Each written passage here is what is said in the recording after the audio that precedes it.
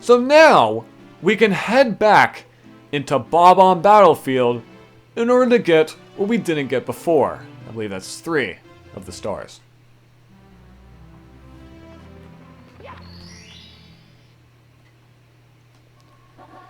And we'll go ahead and get star number 5. Mario, Wings to the Sky.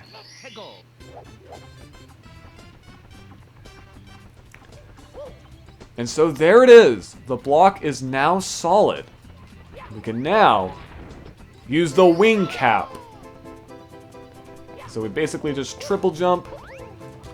And now we can take to the skies. Or just kind of glide down as we can go down to gain more momentum for our flight.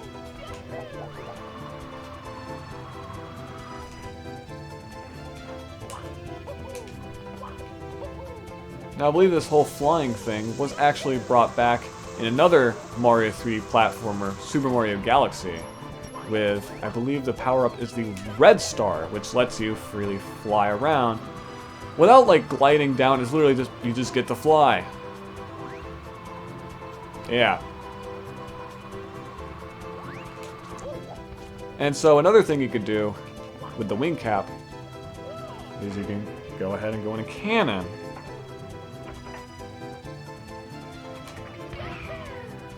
And you can fly super high. Now these rings over here. Oh! Great. And so yeah, those rings up above, you'll need to use a wing cap in order to get up there.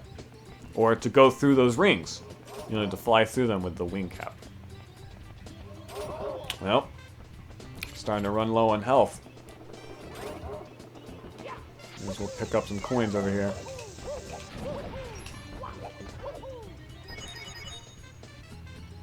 Now, I think I did mention the fact that while you're running and jump and press B, you can do a slide. I do that quite often.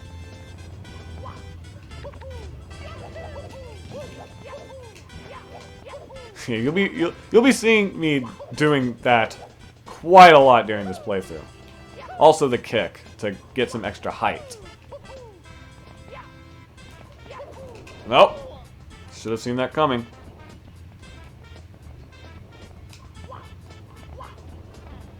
This bomb doesn't seem to be bothering anybody.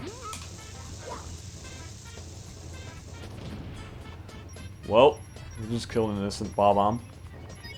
Wasn't doing any wrong. Just doing his job.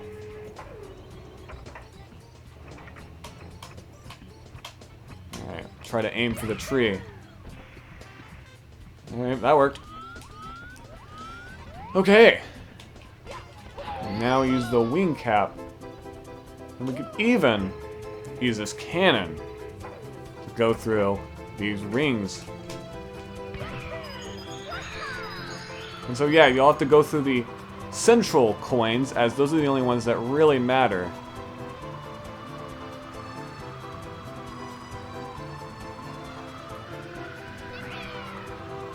When getting the star, you'll have to go through the 5 central coins in order to get the star that we need for this.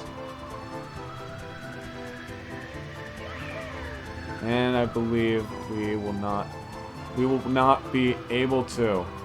We don't have enough height. So, we may as well try to get another wing cap. Yeah, the wing cap has a time limit. I don't know how long the time limit is, but collecting another wing cap will refill that time limit.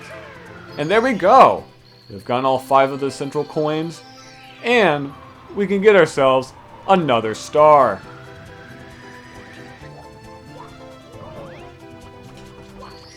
Here we go.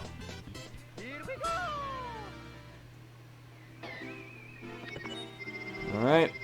Leaves us with 13 stars collected. Don't worry, we'll get more. And there is one behind Chomp's gate. So yeah, you saw that earlier. That the 6th star is located behind the Chomp. Now you may be wondering, How do we get that? How do we get in there? It's locked behind a cage. Well, the pole that the Chain Chomp's leash is attached to, we can ground pound to nail into the ground. And that will let the Chain Chomp loose. As it crushes right into the cage, releasing the star for us to collect. There we go.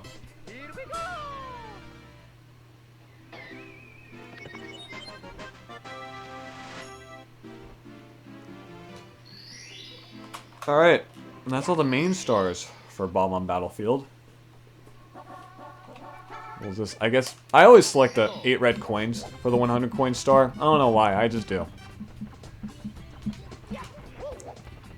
I guess because it doesn't really matter. I mean, it doesn't matter which one you collect for the 100 coin star. You'll get 100 coins regardless.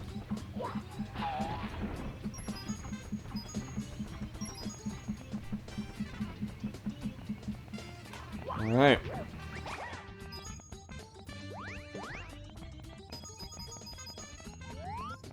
So yeah, as I was saying about about like my sister mainly, about getting what was it? About getting Mario 64 DS for Christmas, right? On our Nintendo DS's. Now, the Mario 64 game was actually my sister's. She got the game on her DS.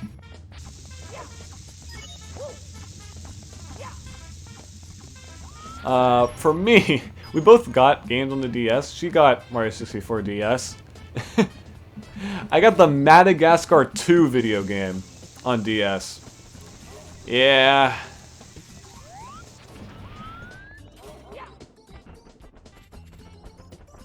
I wouldn't say my parents hated me. They didn't, but definitely true. Now my parents aren't really gamers themselves, or are really into video games, so I guess they wouldn't assume that, oh, movie tie-in games are probably going to be of a lower quality, I guess you could say.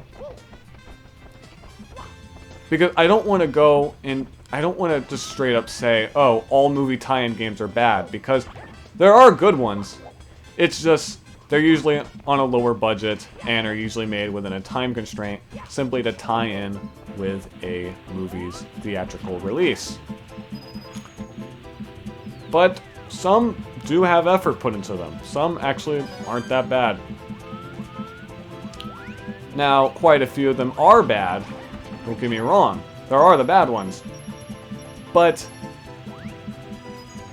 I normally don't really like it when people look at a movie tie-in game and just automatically assume that, oh, this game's going to be terrible.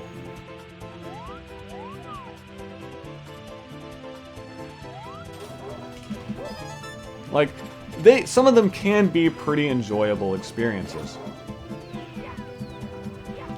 Oh, by the way, I'm riding on a Koopa shell. Yeah, I forgot to mention that. You can step on a Koopa Troopa enemy and ride its shell around. And can even get up slopes. That'll be useful later on, don't worry. And if you run into something, that's when it runs out. And so yeah. So about me getting the Silver DS, I'm pretty sure not only was it the normal DS model, I'm pretty sure it was a hand-me-down from one of my cousins. So yeah. That's great.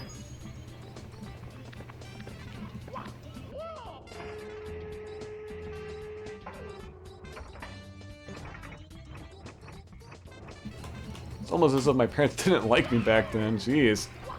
Ugh. And at this time, I was really young, so I didn't really, like, know about video games that much. I'm pretty sure I knew about Sonic the Hedgehog. Wait, what am I doing? I'm pretty sure I knew about Sonic the Hedgehog before I knew about Mario.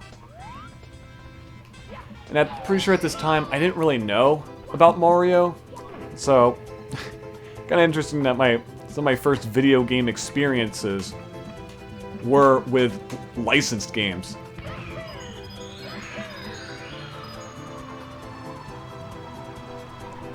Maybe that's why I talk about them so much.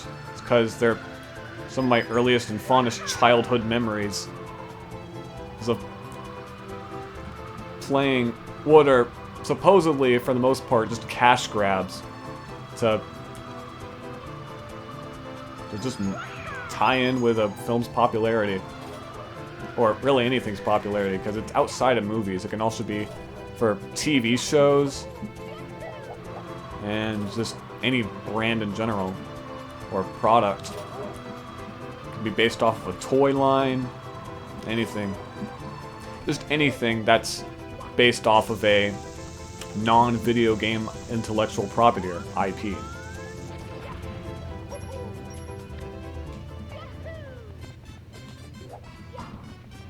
That was kind of most of the games I got for the DS, because I'm pretty sure, like, I did play the DS quite a lot, because I actually got some of the Lego games on the DS, like Lego Star Wars, The Complete Saga, and Lego Batman, the video game. Just to name a few. I believe, what are some other ones I got? Pretty sure I got Lego Harry Potter, years 1 through 4 on the DS. I never played that one. Yeah. Probably because at the time I got it, I'm pretty sure I already had the game on the Wii. Oh, by the way, we also, at the same time we got our DSs, we also got a Wii. And of course, I played a lot more of the Wii than the DS. We played a ton of the Wii. Probably because, I don't know, I guess I just didn't have much interest in handheld systems, as they were always the ones I played the least of. With, of course, one of the exceptions being the Nintendo Switch. I believe with these poles, if you run around them, you get some coins. That's going to be useful. Oh, the frame rate's getting quite bad over here.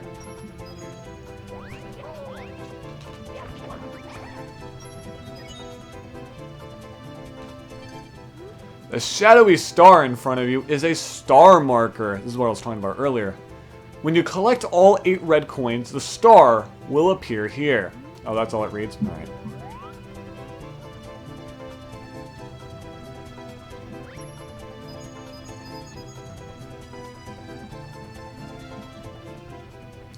Now, I believe by the time we get all these coins, we'll be able to achieve, 100 coins.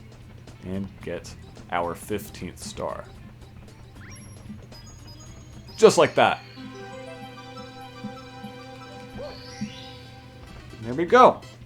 We've successfully collected 100 coins in Bob-omb Battlefield. And we're pretty much done with Bob-omb Battlefield.